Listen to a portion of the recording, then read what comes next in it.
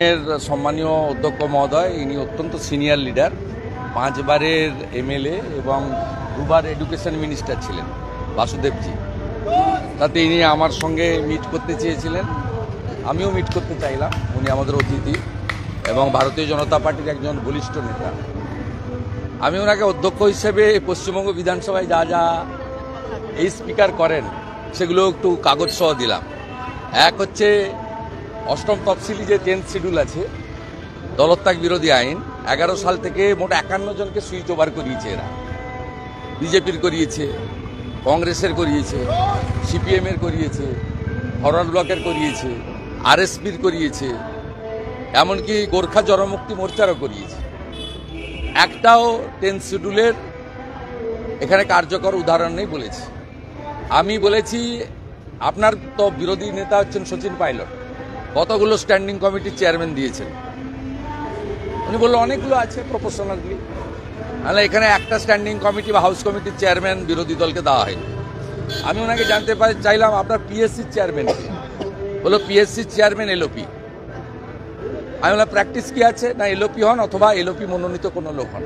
আমরা এখানে LOP doctor Ashok লাহিড়িকে মনোনীত করেছিলাম। এখানে চেয়ারম্যান করেছেন সুমন কাঞ্জিলালকে, যাকে কিছুদিন আগে মমতা ব্যানার্জি তার বাড়িতে মিটিং করেছিলেন। সেখানে একটা প্রেস কনফারেন্স করেছিলেন। প্রেস কনফারেন্স করে ওরা যে লিস্ট দিয়েছিল তাতে দেখবেন চা বাগানের কমিটি মলয় ঘটকের নেতৃত্বে, সেই কমিটির মধ্যে সুমন কাঞ্জিলাল ছিল পদাধিকারী, তিনি পিএসসি চেয়ারম্যান। বুঝতে পারছেন কি অবস্থা? তারপর লাস্ট যে মোশনটা, যেটা আমি এর আগে ওম বিড়লাজিকে পাঠিয়েছি এবং জগদীপ ধনখড়জিকে পাঠিয়েছি, এই বিমান বন্দ্যোপাধ্যায় অধ্যক্ষের কীর্তি, 26শে নভেম্বর যেদিন সংবিধান দিবস থাকে, তিনি একটা রেজুলেশন এনেছিলেন। সেই রেজুলেশনে সাংবিধানিক বডিগুলোকে চ্যালেঞ্জ করেছিলেন। উনি নিজে মন্ত্রী করতে পারেন, এমএলএ করতে পারেন, তারা পলিটিক্যাল লোক, স্পিকার পলিটিক্যাল লোক, কিন্তু চেয়ারটা নন পলিটিক্যাল।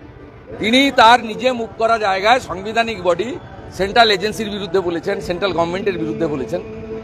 আমি ওনাকে এগুলো দিয়েছি। এর আগে আমি ওম বিড়লাজিকে এবং জগদীপ ধনখড়কে পাঠিয়েছি। উনি আমাকে অ্যাসিওর করেছেন যে আমাদের মাঝে মাঝে স্পিকার কনফারেন্স হয়।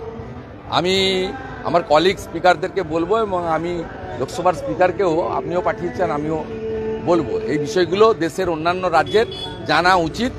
আমাদের বিধানসভার অধ্যক্ষ বিমান ব্যানার্জির কীর্তিকলাপ, অসাংবিধানিক কাজ এবং রাজনৈতিকভাবে তিনি যেভাবে তার পদকে কালিমালিপ্ত করছেন, এবং পশ্চিমবঙ্গ বিধানসভায় যারা যারা অধ্যক্ষ উপাধ্যক্ষ হয়েছেন অত্যন্ত রেসপেক্টেড ব্যক্তি। এমনকি আমি হাসিম আব্দুল হালিমের সময় মেম্বার ছিলাম 6, অত্যন্ত উঁচু মাপের লোক। এই চেয়ারের গরিমা মর্যাদা সবটা নষ্ট করেছে এই তৃণমূলের বিমান ব্যানার্জি। আমি কোনো কমেন্ট করব, আমি কি কমেন্ট করবো? আমি সিপিএম এর দ্বারা আক্রান্ত হয়েছি, তৃণমূলের দ্বারা আক্রান্ত হয়েছি, জঙ্গিরাও আক্রমণ করতে চাইছে। আমি সঠিক রাস্তায় আছি, এটা প্রমাণিত। আমি বলতে পারবো না আমি সঠিক রাস্তায় আছি, আমি প্রমাণিত। আমি বাংলাদেশের পীড়িত আক্রান্ত হিন্দুদের পাশে আছি। বাংলাদেশের অবৈধ কেয়ারটেকার সরকারের বিরোধিতা করেছি। বাংলাদেশে মানবাধিকার, গণতন্ত্র, সংবিধান লঙ্ঘিত হচ্ছে। বাংলাদেশে হিন্দু এবং জনজাতিরা, বুদ্ধিস্টরা, এমনকি খ্রিস্টানরা আক্রান্ত হচ্ছে, মন্দির ভাঙা হচ্ছে। সেক্ষেত্রে আমি আমার ঠিক রাস্তায় আছি বলেই ওদের জ্বালা এবং যন্ত্রণা হচ্ছে। আমি মনে করি এ ডর মুঝে আচ্ছা লাগ রা হ্যায়। কেন আবেদন জানাবো? আমাকে তো কেন্দ্র দিয়ে রেখেছে, কেন্দ্র দিয়ে রেখেছে, আমি কেন জানাবো না? আই এম নট ওরি। আমি কোনোদিন এই জিনিস চাই না। আমার সঙ্গে তো রাজ্য সরকারের কোনো সিকিউরিটি থাকে না, দেয়ও না। আমাদের পার্সোনাল সিকিউরিটি যেহেতু কেন্দ্রীয় সরকারের বিধানসভার গেটের বাইরে থাকতে হয়।